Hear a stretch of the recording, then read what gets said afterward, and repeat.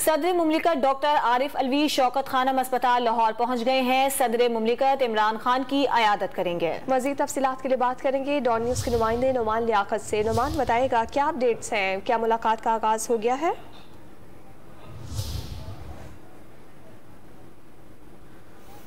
सदर मुमलिकत डॉक्टर आरिफ अलवी शौकत खानम अस्पताल लाहौर पहुंच गए हैं। सदर मुमलिकत इमरान खान की अयादत करेंगे। सदर मुमलिकत डॉक्टर आरिफ अलवी शौकत खानम अस्पताल लाहौर पहुंचे हैं, जहां पर इमरान खान जेर इलाज हैं। इस पर बात करेंगे डॉन न्यूज़ के नुमाइंदे नुमान लियाकत से। नुमान बताइएगा क्या इत्तलात हैं?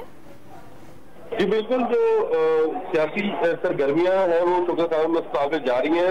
सुबह से सियासी अमल का सिलसिला भी जारी है। अब से कुछ देर कबल तो सदर मुमलिकत आरिफ अलवी है जो कि शौकत खानम अस्पताल पहुंच चुके हैं। इस वक्त इनकी मुलाकात जो है वो जारी है। इमरान खान की वो अयादत कर रहे हैं और इमरान खान की अयादत करने के बाद जो मुल्की सूरत हाल है इस पर भी तबादला ख्याल होगा और उसके बाद जो डॉक्टर आरिफ अलवी है वो वापस रवाना।